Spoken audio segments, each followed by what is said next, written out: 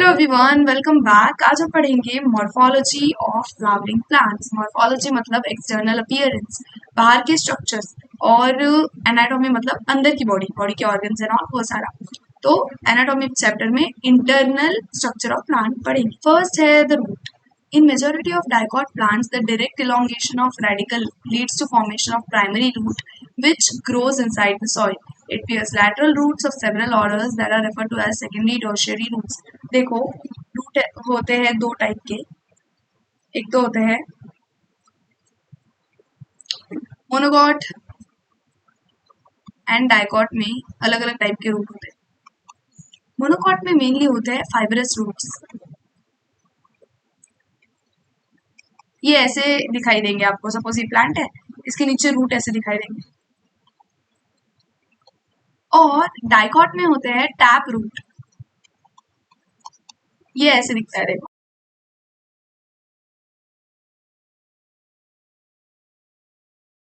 फिर ये ब्रांचिंग, ये जो ब्रांचिंग वाले रूट्स होते हैं इसको बोलते हैं tap root. Primary root, secondary root, root system, flower, fruit, stem, leaf, bud, इसको बड बोलते हैं जहाँ से ब्रांच निकलता है। और है इंटर नोड और नोड। नोड क्या होता है? जहाँ से आपकी ब्रांच निकल रही है, दो ब्रांचेस के बीच में का जो एरिया होता है, दो नोड्स के बीच में का, उसको बोलते हैं internode. The primary roots and its branches constitute tap root as seen in mustard plant. Mustard plant में टैप रूट देखा जाता है। In monocots plants, the primary roots is short-lived and replaced by a large number of roots. These roots originate from base of stem and constitute fibrous root system as seen in wheat plant. जैसे मैंने बताया, ये ऐसे दो type के होते हैं, fibrous root ये वाला और tap root ये वाला। In some plants like grass, monstera, banyan tree, root arises from parts of plant other than radicle. मतलब रेडिकल से रूट्स ओरिजिनेट नहीं होते। रेडिकल मतलब आपका जो ये होता है सीड, उसमें एक प्लूम्यूल होता है और एक रेडिकल। प्लूम्यूल से ओरिजिन होता है बचे हुए स्टेम का, मतलब जैसे पूरा स्टेम का ओरिजिन प्लूम्यूल से होगा और रूट का ओरिजिन रेडिकल से होगा। लेकिन जो भी रूट्स रेडिकल से ओरिजिनेट नहीं होते और दूसरे कहीं से ओरिजिनेट होते हैं, उसको बोलते हैं adventitious root. The main functions of root system are absorption of water, minerals from soil, providing proper anchorage to plants, storing reserve food material, synthesis of plant growth regulators (PGR). और adventitious root के example है prop roots in banyan tree and stilt roots। Prop roots मतलब banyan tree में जो लटके हुए होते हैं उतने बड़े बड़े, वो सपोर्ट के लिए होते हैं, वो है प्रॉप रूट्स बनियान ट्री में। और स्टिल रूट्स ये होते हैं शुगर केन में, शुगर केन में होते हैं, और मेज और शुगर केन में होते हैं। मे बी ये शुगर केन यहाँ पे मैं लिख रही हूँ। तो ये नीचे वाली साइड होता है, ये सपोर्ट के लिए होता है, स्टेम के नीचे वाली साइड, एकदम जमीन वाले पार्ट पे। रीजन्स ऑफ रूट, ये वाला इंपॉर्टेंट डायग्राम है। रूट के कौन से रीजन्स होते हैं और हेयर्स कहाँ से होते हैं। तो देखो, सबसे पहले तो रूट कैप है। रूट कैप होती है, उसके बाद होता है रीजन ऑफ मेरिस्टेमेटिक एक्टिविटी। यहाँ पे ग्रो करने वाले सेल्स होते हैं, मतलब डिवाइड करने वाले cells, meristematic cells. Region of elongation है, उसके बाद रीजन ऑफ मैचुरेशन है, और रीजन ऑफ मैचुरेशन से रूट के हेयर्स आते हैं। The root is covered at the apex by thimble-shaped structure. Root cap, it protects tender apex as it makes its way through the soil. A few millimeters above the root cap is the region of meristematic activity. The cells in this region are very small, thin-walled. ये भी चीजें याद रखो कि meristematic cells कैसे होते हैं। First, very small. Second, thin-walled और dense protoplasm. They divide repeatedly. The cells proximal to this region undergo rapid elongation and enlargement and are responsible for growth of root in length. This region is called region of elongation. The cells of elongation zone gradually differentiate and mature. Hence, this zone proximal to region of elongation is called region of maturation. ये यहाँ के। From this region, some epidermal cells form very fine, delicate, thread-like structure called root hairs. ये है। The root hairs absorb water and minerals from soil. ये भी water और mineral absorb करने में help करेंगे। Modifications of roots, ये बहुत ज़्यादा important वाला part है। Roots in some plants change their shape and structure and become modified to perform functions other than absorption, conduction of water and minerals.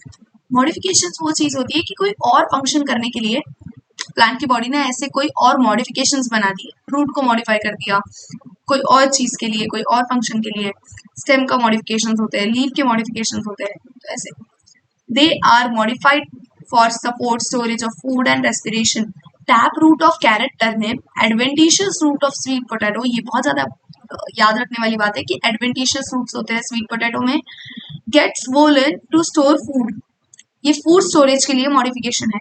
Can you give some more such examples? Have you ever wondered why those hanging structures support banyan tree are, वो भी adventitious root है, उसको बोलते हैं prop roots. These are called prop roots. Similarly stems of maize and sugarcane have supporting roots coming out of lower nodes of stem, मैंने बोला था नीचे होते हैं। These are called stilt roots in some plants such as rhizophora, ये सबसे important question है और ये सबको याद भी होता है कि rhizophora में होता है pneumatophores। pneumatophores क्या होता है? ऐसे स्ट्रक्चर्स प्लांट के आजू बाजू बहुत सारे एरिया में नीचे से रूट्स ऐसे ऊपर आते हैं फॉर ब्रीदिंग, तो उसको बोलते हैं pneumatophores. Grow in swampy areas, many roots come out of the ground and grow vertically upwards. Such roots are called pneumatophores, help to get oxygen for respiration. Next is the stem. What are the features that distinguish a stem from a root? Stem में होते हैं nodes and interroots. The stem is ascending part of axis bearing branches, leaves, flowers and fruits. It develops from plumule, देखो मैंने बताया था plumule से develop होता है stem, of embryo of germinating seed. The stem bears nodes and internodes. The region of stem where leaves are born are called nodes, while internodes are the portion between two nodes. The stem bear buds which may be terminal or axillary. Stem is generally green when young and later often become woody and dark brown. बाद में ऐसे जैसे जैसे बड़ा होता है, जैसे जैसे ट्री ग्रो करता है, स्टेम ग्रीन से वुडी बनता जाता है। The main function of the stem is spreading out branches bearing leaves, flowers, fruits. It conducts water, mineral, photosynthesis.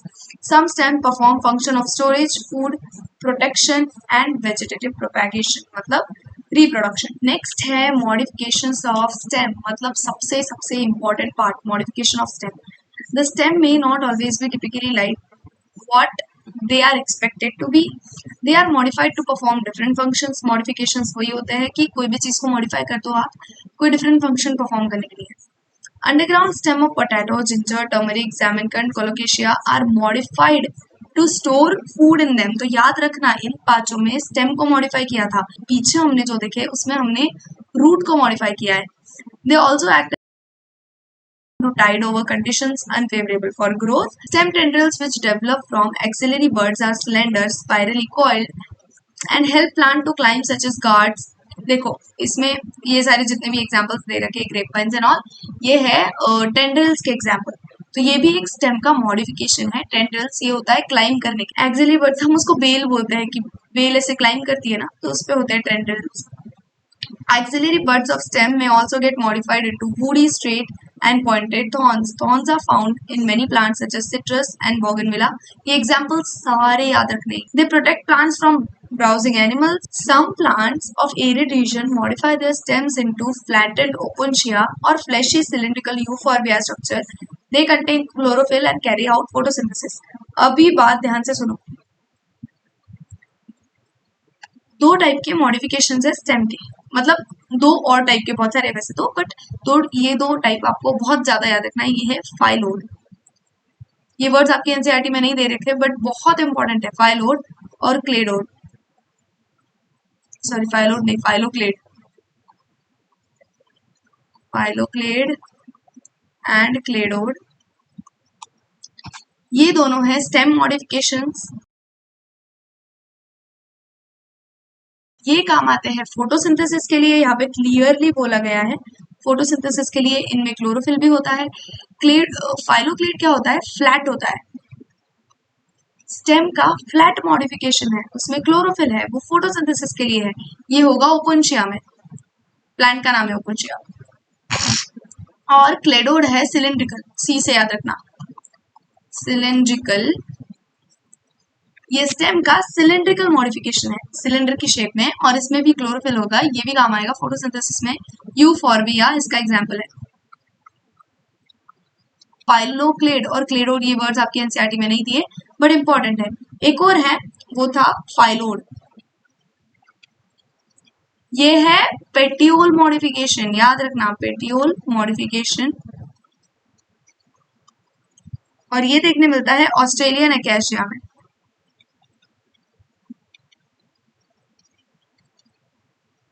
ये कोई बाहर की चीजें नहीं है, ये बहुत ज्यादा इंपॉर्टेंट है, क्वेश्चंस पूछे गए हैं इसलिए बता रही हूँ।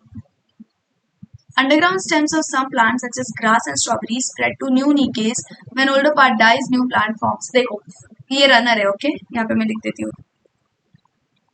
इसमें क्या होता है, जो अंडरग्राउंड स्टेम होता है वो ऐसे ग्रो करने लगता है दूसरी तरफ अलग अलग जगह पे, और जब ये रियल ओल्डर पार्ट उसके मर जाएंगे तो तब न्यू प्लांट इन स्टेम से फॉर्म हो जाएगा, अंडरग्राउंड स्टेम से। तो इसको बोलते हैं रनर। स्टेम का मॉडिफिकेशन है ये भी रिप्रोडक्शन के लिए। In plants like mint and jasmine, a slender lateral branch arises from base of main axis after growing aerially for some time, arcs downwards to touch the ground। ये है इस चीज का एग्जाम्पल, इसको बोलते हैं स्टोलॉन। ये है स्टोलॉन, ओके। आगे आपको फोटोज भी बताऊंगी ये कैसे होता है। तो इसमें क्या होता है कि जो मेन एक्सेस है, मेन स्टेम है, मेन स्टेम के बेस से एक और स्टेम निकलेगी और वो एरियली ग्रो करेगी और थोड़े टाइम बाद वो टच कर देगी ग्राउंड को और वहां से नया प्लांट बनना शुरू हो जाएगा। A lateral branch with short internodes and each node bearing rosette of leaves and tuft of roots is found in aquatic plants like Pistia and Eichhornia. इसको बोलते हैं ऑफसेट, इसको बोलते हैं ऑफसेट। एक्वाटिक प्लांट्स में होता है, इसमें क्या होता है कि जो मेन स्टेम है ये लैटरल होता है पहली बात, और दूसरी बात ये जो मेन स्टेम है इस पे शॉर्ट डिस्टेंसेस पे, थोड़े थोड़े डिस्टेंसेस पे नोड्स और इंटरनोड्स होते हैं। नोड्स है बहुत सारे, उसके बीच में वाला एरिया इंटरनोड्स, और नोड से लीव्स और रूट्स निकलते हैं, tuft of leaves and roots ये निकलते हैं और ऐसे बहुत सारे प्लांट्स बन जाते हैं, आपको आगे बताऊंगी मैं। In banana, pineapple and chrysanthemum, the lateral branches originate from basal underground portion of main stem, grows horizontally beneath the soil, and then come out obliquely, giving rise to leafy shoots।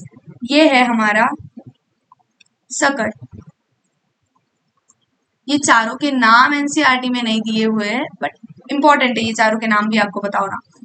अभी एक एक करके देखते हैं। ये है runner, जिसमें underground stem grow हो रहा था और ओल्डर पार्ट जब मर जाएगा तब नया प्लांट बन जाएगा। ये होता है ग्रास और स्ट्रॉबेरी में। ये है सकर, ये है लास्ट वाला, लास्ट यहाँ पे जो देख के रखा है आपको। इन बनाना एंड पाइनएप्पल एंड क्रिसैंथेमम, क्या प्रोनाउंसिएशन है, पाइनएप्पल, बनाना और क्रिसैंथेमम में ये होता है अंडरग्राउंड स्टेम ग्रो करता है और बाद में उससे नया प्लांट बन जाएगा। नेक्स्ट है सोलॉन, जैस्मिन और मिंट में होता है।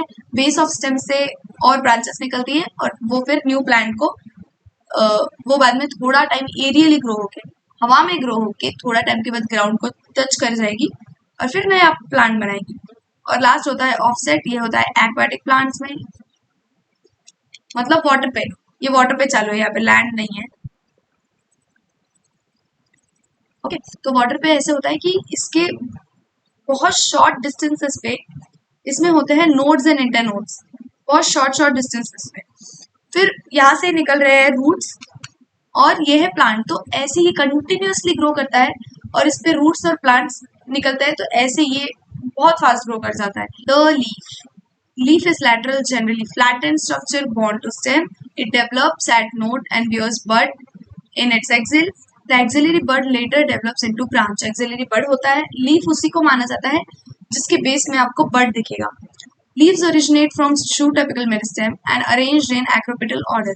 They are most important vegetative organs for photosynthesis.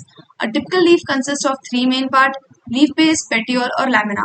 The leaf is attached to stem by leaf base and may bear two lateral small leaf-like structure। ऐसे दो small leaf-like structure होते हैं, उसको बोलते हैं stipules। जिन leaf के पास होते हैं उसको बोलते हैं stipulate और जिनके पास नहीं होते उसको बोलते हैं exstipulate। In monocotyledons, the leaf base expands into sheath covering the stem partially or wholly। तो मोनोकोटिलेडॉन्स प्लांट्स में बहुत सारी जगह ऐसा लीफ होता है जो लीफ स्टेम को कवर कर रहा होता है। एक तो हाफ कवर करके ऐसे लीफ बाहर निकला होगा, या फिर वो पूरा ही ऐसे स्टेम को कवर कर लेगा, मतलब ऐसा लीफ है। नॉर्मल लीफ ऐसे होते हैं, ये ऐसा वाला लीफ है। मोनोकॉट प्लांट्स में ये देखने मिलता है। In some leguminous plants the leaf base में becomes fallen which is called pulvinus. देखो ये ऐसा होता है कि ऐसे लीफ है और एंड में जो उसका बेस जो जुड़ा है वो ऐसा होगा, थोड़ा सा हल्का सा ऐसा। आपको नॉर्मली कहीं भी देखने मिलेगा ये तो मतलब इधर लीफ है, ओके। तो ऐसे इसको बोलते हैं pulvinus. Handwriting,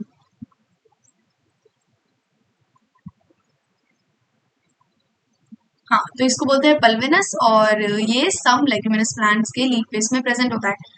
the petiole help hold the blade to light, ये है पेटियोल, ये ऐसे होल्ड करेगा ब्लेड को, ये है blade. Long thin flexible petioles allow leaf blades to flutter in air, air में फ्लटर करना अलाउ करते हैं, thereby cooling leaf and bringing fresh air to leaf surface. The lamina और leaf base is green expanded part of leaf with veins and veinlets, यहाँ पे veins and veinlets होते हैं। There is usually middle prominent vein which is known as midrib, ये इधर होती है ऐसी midrib, ये मेन वेन होती है। Veins provide rigidity to leaf blade and act as channels of transport for water, minerals, food, materials, इसमें से transport होते हैं। The shape, margin, apex, surface and extent of incision of lamina varies in different leaves, इसका मतलब ये है कि different leaves में incision बोले तो कट होता है, देखो कोई लीफ आपको ऐसे देखने मिलेगा, कोई लीफ ऐसे देखने मिलेगा, तो ये क्या है, ये इंसिशंस है। कोई लीफ आपको ऐसे भी देखने मिलेगा, तो ये क्या है, ये इतना बड़ा इंसिजन है जो मिड रिब को टच कर रहा है। तो ऐसे इसका मतलब ये नहीं है कि ये एक लीफ है, ये पूरा एक लीफ होगा, ये जिसपे ये सारे ये छोटे छोटे छोटे छोटे लीफलेट्स प्रेजेंट है, ये एक लीफ नहीं होता है। बहुत सारे लोगों को लगता है कि ये एक लीफ है, इट्स नॉट लीफ। लीफ ये पूरा बड़ा है, ये जो पूरा मेन है इसको लीफ बोलते हैं, और लीफ के बेस में बड़ मिलेगा, तो इससे आप लीफ का आइडेंटिफिकेशन भी कर सकते हो। नेक्स्ट है venation. The arrangement of veins and veinlets in lamina of leaf is termed as venation. Venation मतलब क्या होता है, देखो वेन्स और वेनलेट्स कैसे डिस्ट्रीब्यूटेड है। दो टाइप के वीनेशन होते हैं, एक है रेटिकुलेट, दूसरा है पैरेलल। रेटिकुलेट वीनेशन होगा डाइकॉट्स में, पैरेलल होगा मोनोकॉट्स में। When the venlets form a network, the venation is termed as reticulate. जब नेटवर्क बन जाएगा पूरा तो होगा रेटिकुलेट। मतलब इसमें देखो, इसमें आपको कैसे नेटवर्क देखने मिलेगा,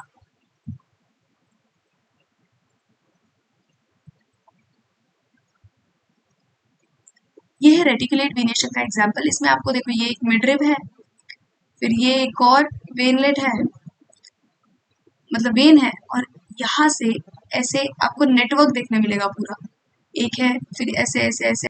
और on the other hand parallel venation में आप देख सकते हो पैरेलल है, सारे जितने भी वेनलेट्स है, वेन्स है, सारे पैरेलल ही अरेंज है, तो इसको बोलते हैं पैरेलल वेनेशन। आप अगर कोई लीफ को होल्ड करके ध्यान से देखो तो भी आपको ये बात समझ जाएगी। When the veins run parallel to each other within the lamina, venation is termed as parallel.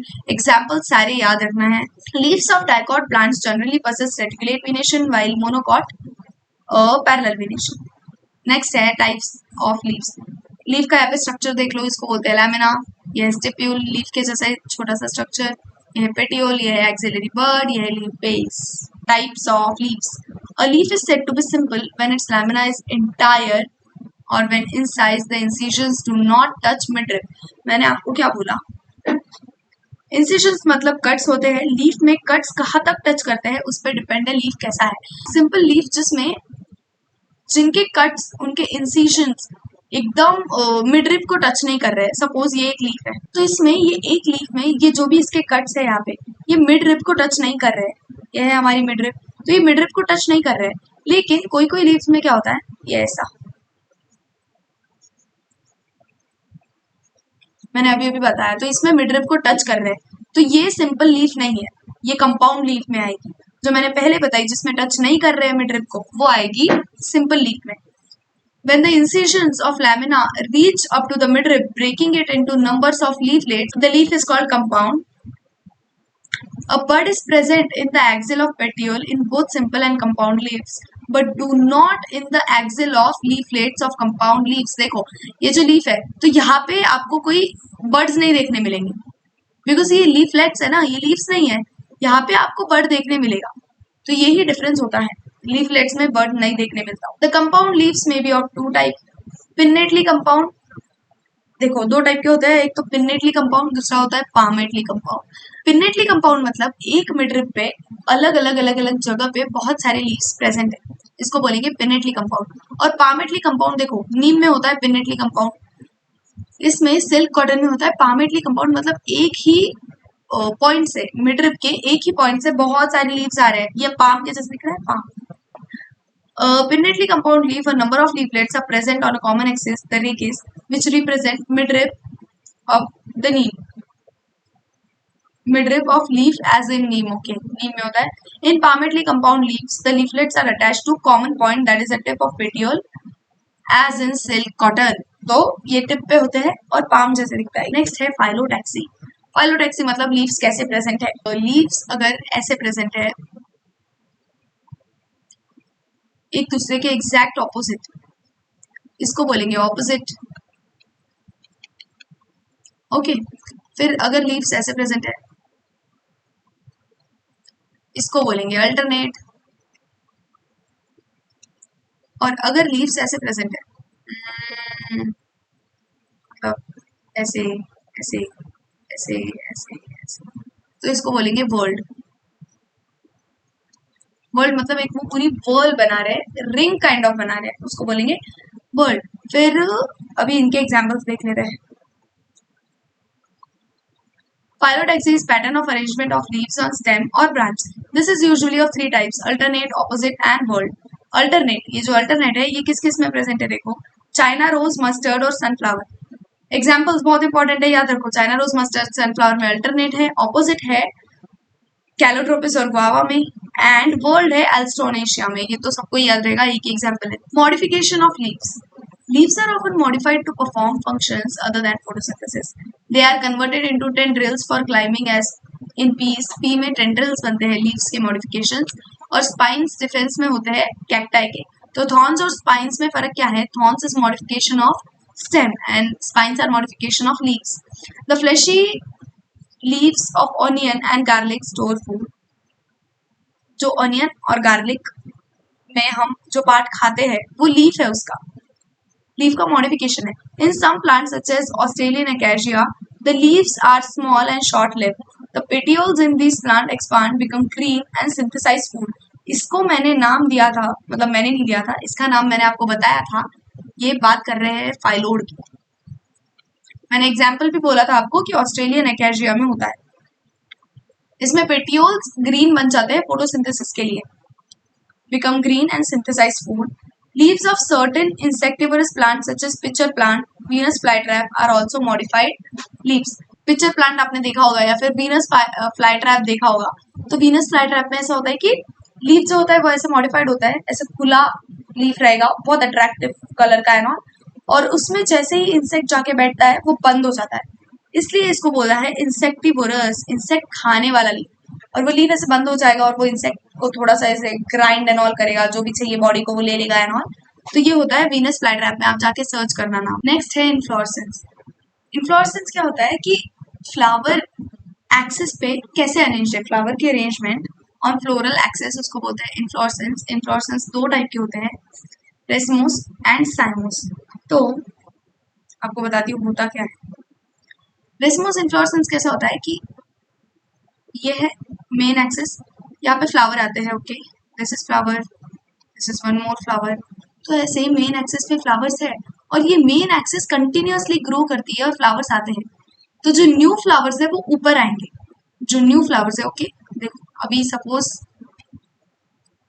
ये एक्सिस इतनी ही है, फिर क्या होगा, ये एक्सिस ग्रो करेगी और ग्रो करी, न्यू फ्लावर यहाँ पे आएगा, ये और ग्रो करेगी, न्यू फ्लावर यहाँ पे आएगा.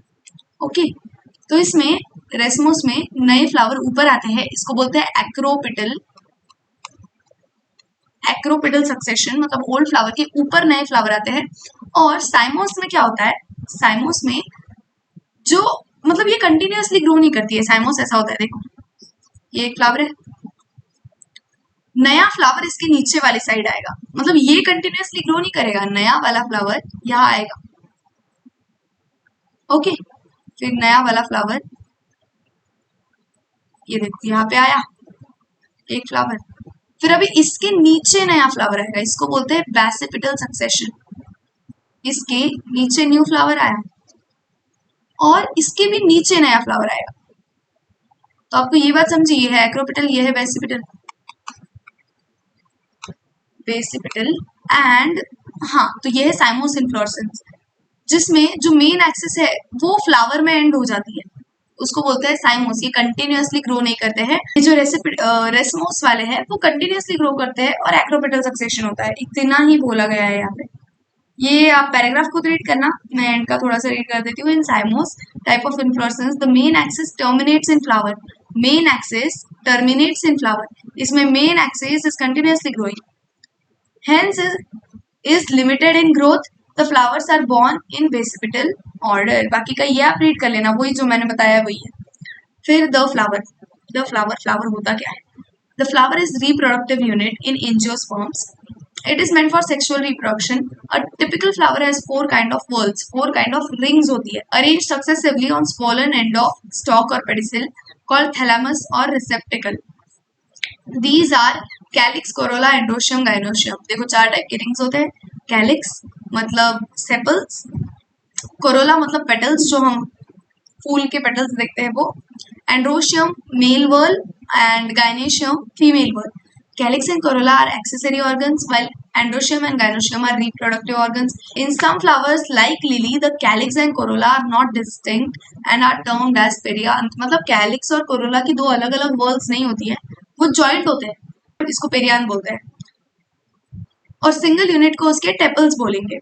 When a flower has both androecium and gynoecium, it is called bisexual. A flower having either only stamens or carpels are called मतलब आर यूनिसेक्सुअल।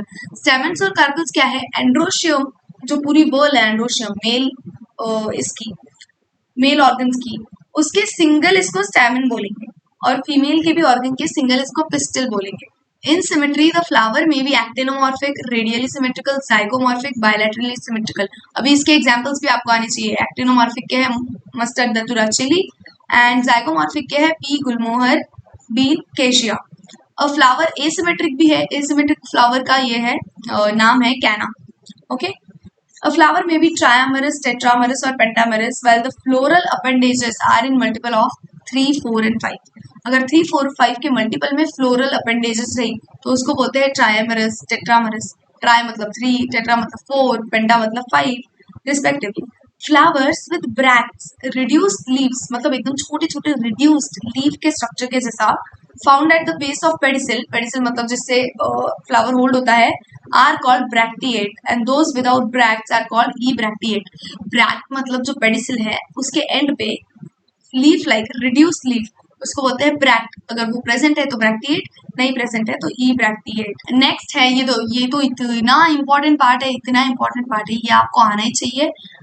फ्लावर तीन टाइप के होते हैं, hypogynous, perigynous and epigynous. Okay, based on the position of calyx, corolla and androecium in respect to ovary or thalamus, the flowers are described as hypogynous, perigynous and epigynous. तो इन तीनों की जो definitions मतलब इन तीनों के जो एग्जांपल्स है वो आपको आने ही चाहिए। हाइपोगाइनस क्या होता है? अगर ये देखो ये वाला फर्स्ट वाला है हाइपोगाइनस। हाइपोगाइनस मतलब जो बाकी सारे वर्ल्स है वो नीचे है, हाइपो मतलब नीचे, तो बाकी सारे वर्ल्स यहाँ पे इसके गाइनेशियम के नीचे है, दिख रहा है? ये नीचे से है, सबसे ऊपर हमारा ओवरी है, फीमेल पार्ट है, तो इसलिए इसको बोलते हैं हाइपोगाइनस, मतलब बाकी सारे पार्ट्स नीचे है।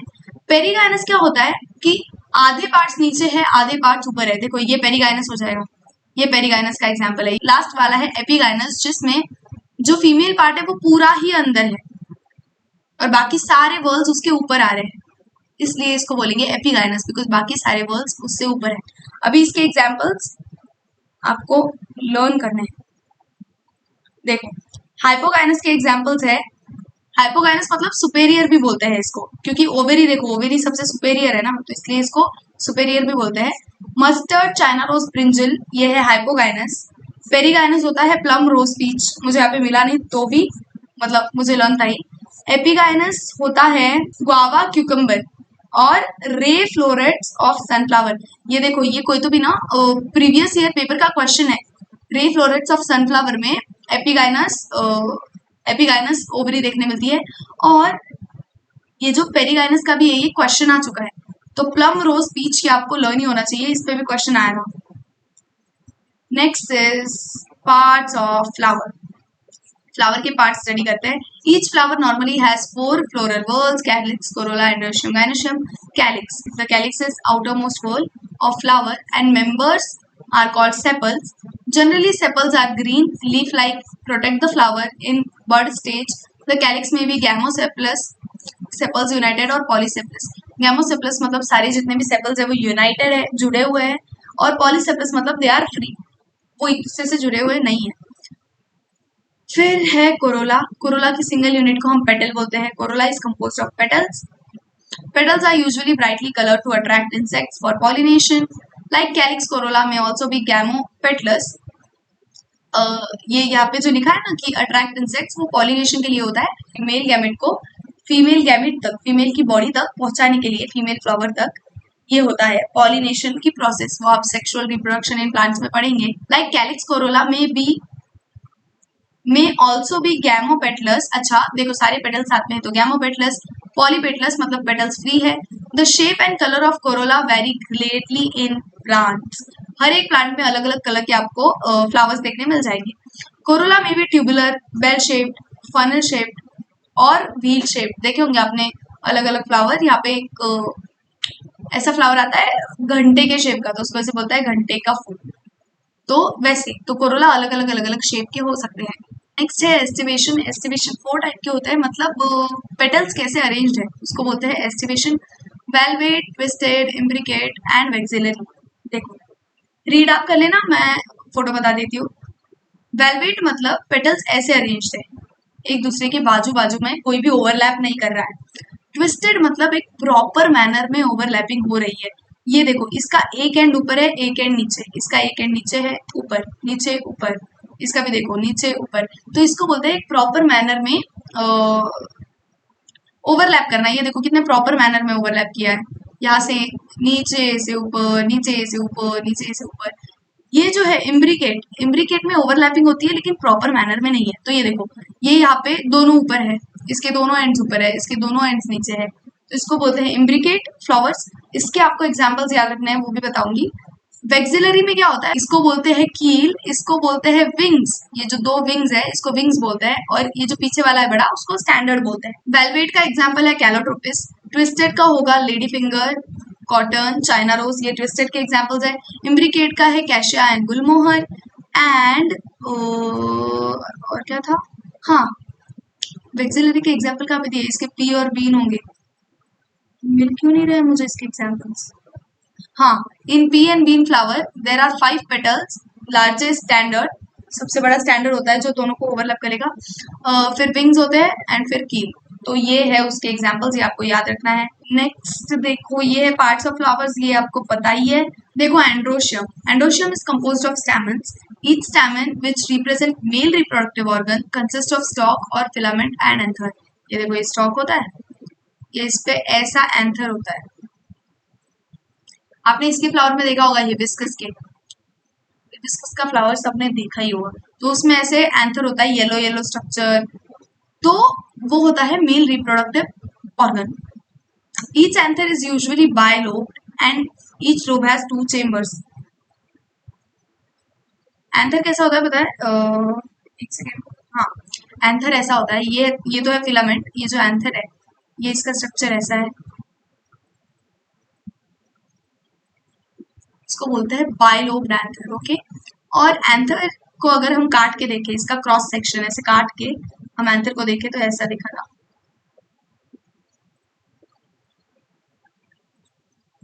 ये बहुत गंदा ड्रॉ किया मैंने, बट वेट, ये ऐसा दिखेगा, ऐसा। यहाँ पे इसको बोलते हैं, मतलब एक लोब के अंदर 2 थीका है, एक लोब के अंदर 2 थीका, तो इसको बोलते हैं डाइथीकस एंथर। यहाँ पे each anther is bilobed and each lobe has 2 chambers, इसको बोलते हैं dithecous anther. The pollen sacs, The pollen grains are produced in pollen sacs. A sterile stamen is called staminode. Sterile मतलब not able to produce babies. Stamens of flower may be united with other members such as petals or among themselves. When stamens are attached to petals, they are called epipetalous.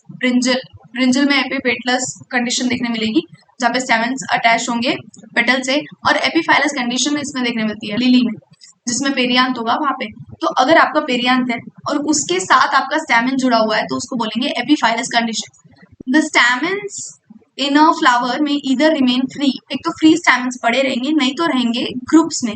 Varying degrees मतलब अलग अलग number के groups में रह सकते हैं। अगर मोनोअडल्फस, ये बड़ी इंपॉर्टेंट बात है, यहाँ पे ध्यान दो। अगर हाँ माइक पहना है, अगर मोनोअडल्फस मतलब एक ग्रुप में, एक ही ग्रुप में सारे स्टैमेंस है। डायअडल्फस मतलब दो ग्रुप्स में अलग अलग दो ग्रुप्स में स्टैमेंस है।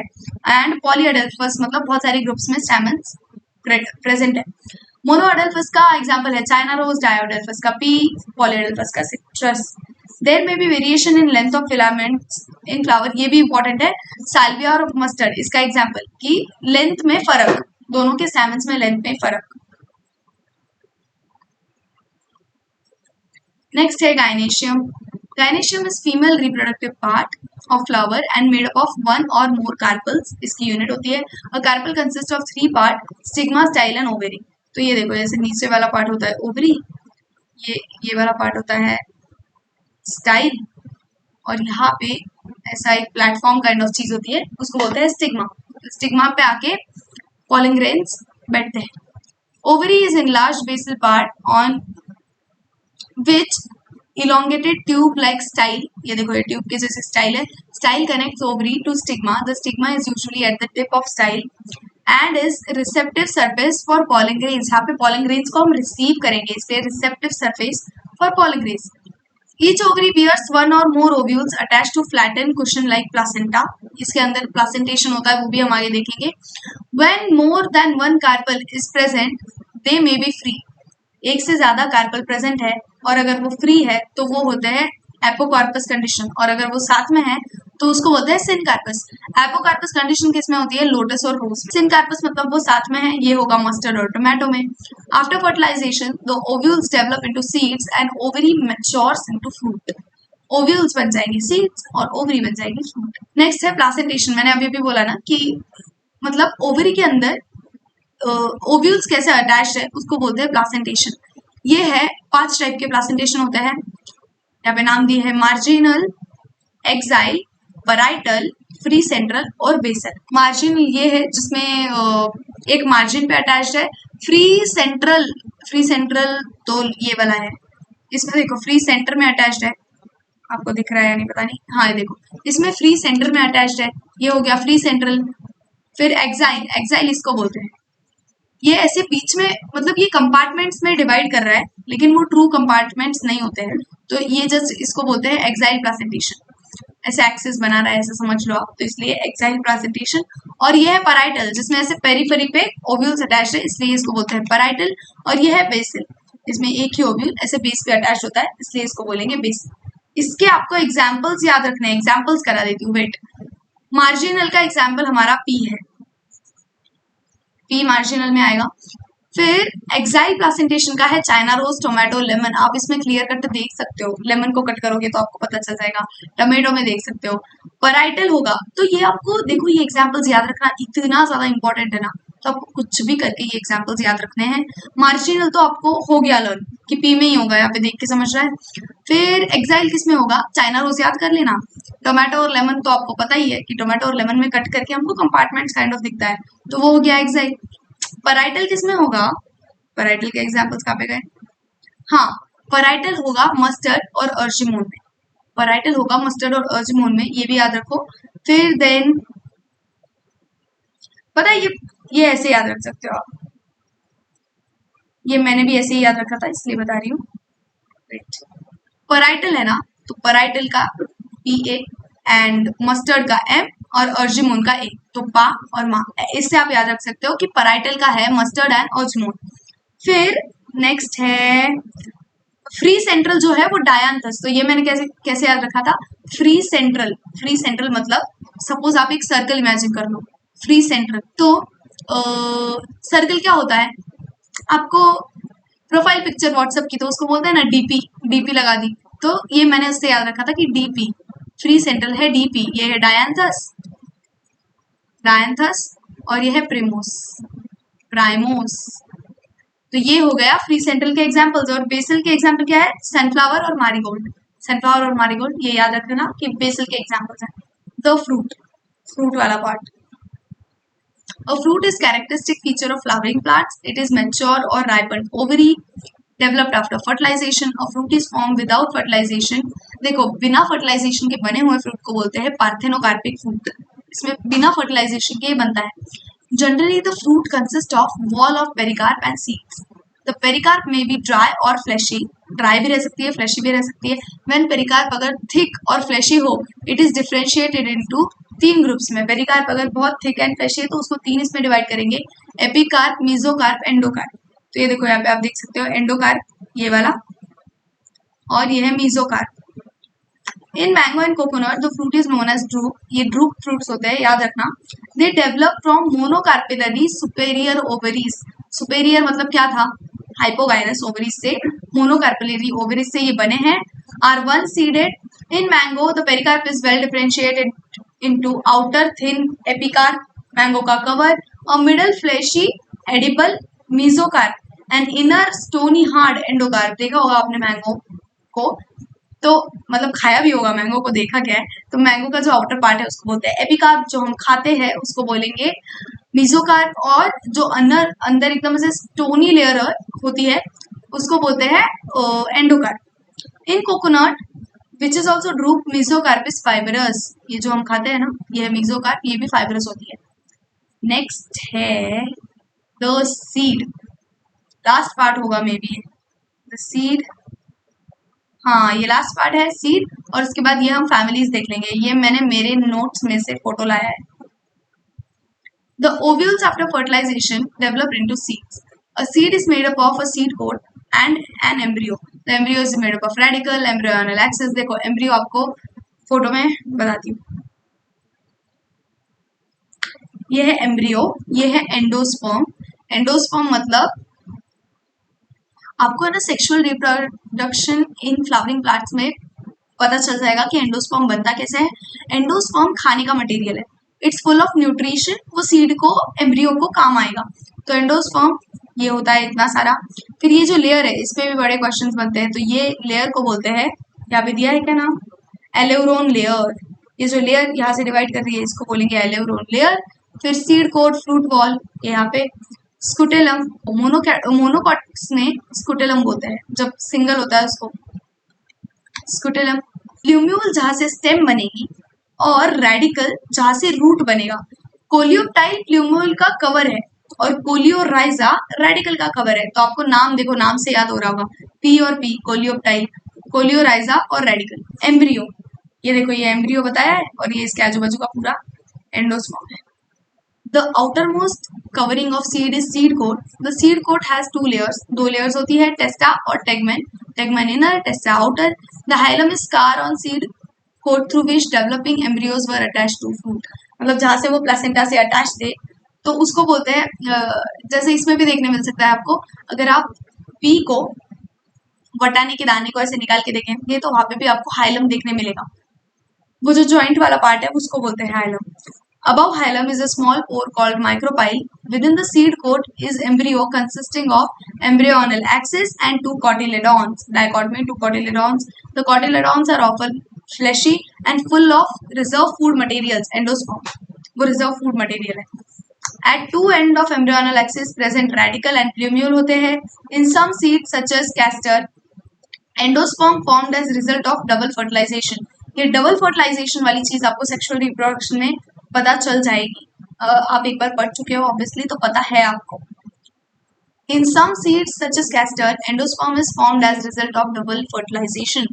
डबल फर्टिलाइजेशन आपको सेक्सुअल रिप्रोडक्शन में पता चलेगा, और आप पढ़ चुके हो एक बार ऑब्वियसली, ये मैं कंसिडर कर रही हूँ, तो आपको पता है डबल फर्टिलाइजेशन क्या है।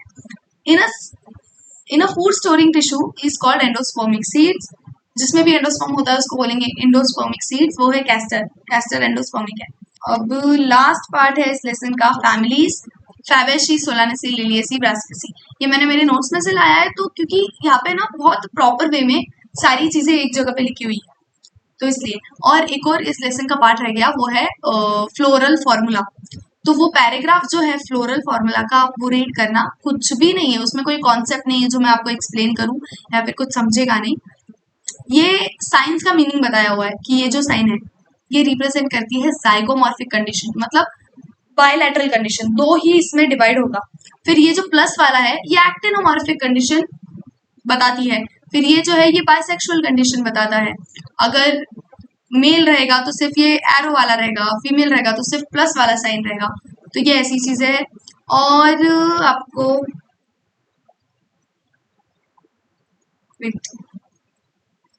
ये जो साइन है इसका मतलब है फ्यूज्ड, ये जो ब्रैकेट वाली साइन है इसका मतलब है फ्यूज्ड, मतलब यहाँ पे 9 एंड्रोशियम जो है फ्यूज्ड है। फिर और कौन से साइन का मतलब बताना है, वी आर मतलब ब्रैक्ट है। फिर ये जो ये है इसका मतलब है सुपेरियर है ओवरी, नीचे डैश दिया है ना गाइनीशियम की, तो ओवरी सुपेरियर है। और और इसका मतलब है कि ये जॉइंट है, मेल वर्ल जो है वो कोरोला पे प्रेजेंट है, मतलब पेटल्स पे प्रेजेंट है, तो उसको बोलेंगे उसको ये वाला साइन दिए वाला है, लाइक जॉइंट वाला। बस बाकी तो कुछ है नहीं उस पैराग्राफ में, आप एक बार रीड कर लेना। अभी फैमिलीज पढ़ लेते हैं, फैमिली में होता क्या है। सेक्सुअलिटी, फैमिलीज की सेक्सुअलिटी है बाय बाय बाय बाय, पूरी चारों फैमिलीज जो है वो बायसेक्सुअल है। ब्रासिकसी के बारे में आपके इसमें कुछ ज्यादा दिया नहीं है, जितनी इन्फो मुझे थी वो मैंने यहाँ पे लिख दी है। सिमिट्री जाइगोमॉर्फिक, मतलब बायलैटरल सिमिट्री है फैबेसी में, बाकी तीनों है एक्टिनोमॉर्फिक, मतलब ये सारे रेडियल सिमिट्री के हैं, सिर्फ फैबेसी जाइगोमॉर्फिक है। फिर इन्फ्लोरेसेंस फैबेसी में अलग अपना रेसिमोस है, बाकी दोनों में साइमोस है। ये इनके फ्लोरल फॉर्मूलाज एकदम ध्यान में रखना, फ्लोरल फॉर्मूलाज एकदम ध्यान से पढ़ के जाओ। मैंने ऐसे लाइक याद रखा था ना फ्लोरल फॉर्मूलाज कि इसमें जिसमें यहाँ पे 9 आ रहा है, एक तो आपको ये फैमिलीज लाइन से याद रख लेनी है, फैबेसी, सोलानेसी, लिलिएसी, ब्रासिकेसी। आप एक काम करो इसका स्क्रीनशॉट ले लो, इससे ही पढ़ना, इसके बाहर क्वेश्चन जाएगा नहीं। तो यहाँ पे मैंने ऐसे याद रखा था कि ये 9 है, तो फैबेसी में 9, 9 के बाद 5, इसमें सबसे ज्यादा 5 नंबर आ रहा है, 5 5 5। तो सोलानेसी फैमिली है 5 वाली, लिलिएसी फैमिली है 3 वाली, 3 3 3 3, यहाँ पे 3 बहुत ज्यादा आ रहा है। और ब्रासिकेसी फैमिली है 2 वाली, यहाँ पे 2 2 2 बहुत ज्यादा बार आ रहा है। तो मैंने ऐसे याद रखा था कि 9 5 3 2। फिर विनेशन है रेडिकुलेट, रेडिकुलेट सिर्फ लिलिएसी में पैरेलल विनेशन देखने मिलेगा। फाइलोटैक्सी है अल्टरनेट अल्टरनेट अल्टरनेट अल्टरनेट, चारों में अल्टरनेट है। सीड्स है नॉन एंडोस्पर्मस, फैबेसी में नॉन एंडोस्पर्मस सीड मिलेंगे, बाकी है सोलानेसी और लिलिएसी में एंडोस्पर्मस। देन स्टिप्यूल्स, स्टिपुलेट पल्विनेट मिलेगा, ये पल्विनस और स्टिपुलस क्या होता है बताया था। Exstipulate exstipulate exstipulate, no stipule present. Leaf है simple pinnately compound, simple rarely pinnately compound Solanaceae में, और लिलिएसी में तो लीनियर और बेसिल होती है। कैलिक्स 5 सेपल्स, गैमोसेपलस, वेलवेट और इम्ब्रिकेट, एस्टिवेशन भी याद रखना, कैलिक्स का क्या है वेलवेट और इम्ब्रिकेट। फिर इधर भी है 5 सेपल्स, गैमोसेपलस, 5 सेपल है, साथ में है गैमोसेपलस। परसिस्टेंट वेलवेट, सिर्फ वेलवेज ही एस्टिवेशन रहेगा। पेरियांथ है 6 टेपल्स, 6 टेपल्स है पेरियांथ, मैंने बताया था कि वो जॉइंट वाला जिसमें कैरिक्स और कोरोला जॉइंट है। गैमोसेपलस और वेलवेट एस्टिवेशन। कोरोला यहाँ पे 5 पेटल्स है, यहाँ पे भी 5 पेटल्स है, लेकिन यहाँ पे वेक्सिलरी एस्टिवेशन है, ये याद रखना कि सिर्फ फैबेसी में वेक्सिलरी एस्टिवेशन है, सोलानेसी में वेलवेट है एंड लिलिएसी में भी वेलवेट है। एंड्रोशियम 10 डायडेल्फस डाइथिकस, 5 एपिपेटलस, यहाँ पे 10 है, यहाँ पे 5 है और यहाँ पे 6 है। एपिटेपलस मतलब पेरियांथ पे जुड़े हुए, और यहाँ पे भी इस पे जुड़े हुए, क्या बोलते हैं, मेरे मेरे वर्ड्स ही नहीं निकलते मुंह से, पेटल्स पे जुड़े हुए, पेटल्स वाली बॉल पे जुड़े हुए। गायनोशियम ये बड़ा इजी है याद रखने का, मोनोकार्पेलरी, बाइकार्पेलरी, ट्राइकार्पेलरी, तो ऐसे आप तीनों लाइन से याद रख सकते हो, मोनो बाय ट्राई। फिर इसका वही है यूनिलोक्यूलर, बायलोक्यूलर, ट्राइलोक्यूलर। फिर सुपेरियर ओवरी, यहाँ पे भी सुपेरियर, यहाँ पे भी सुपेरियर, तीनों में ओवरी सुपेरियर है, ये बात याद रखना। यहाँ पे एपोकार्पस है फैबेसी में, इसमें भी सिनकार्पस है, इसमें भी सिनकार्पस है, फैबेशी में एपोकार्पस है, मतलब अलग अलग। फिर बाकी प्लेसेंटेशन एक्साइल है, swollen placenta, many ovules obliquely placed, और यहाँ पे भी मैनी ओव्यूल्स, और यहाँ पे भी मैनी ओव्यूल्स, सब में मैनी ओव्यूल्स है। फिर एग्जाम्पल्स है, एग्जाम्पल्स आप एकदम ध्यान से याद रखेंगे, पूरे लेसन का सब भूल जाओ, बट ये वाले एग्जाम्पल्स भूलना मत, इस पे ही क्वेश्चन बनेगा। और अगर मैं इतना प्रेशर देके बोल रही हूँ ना कि इस पे ही, तो इस पे ही क्वेश्चन बनेगा। तो ये एग्जाम्पल्स बिल्कुल भी गलती से भी भूलना मत। इतने एग्जाम्पल्स आप रीड कर लेना, क्योंकि एग्जाम्पल्स में क्या ही रीड करके बताऊँ ना आपको, मेरे रीड करने से आपको कुछ याद होने वाला है नहीं। शांति से एनसीईआरटी लेके बैठो, एनसीईआरटी के साथ थोड़ा अच्छा पॉजिटिव टाइम स्पेंड करो, एनसीईआरटी को अच्छे से रीड करो, everything will be fine, whole universe will work in your favour. चलो बाय बाय, हो गया पूरा लेसन, थैंक यू।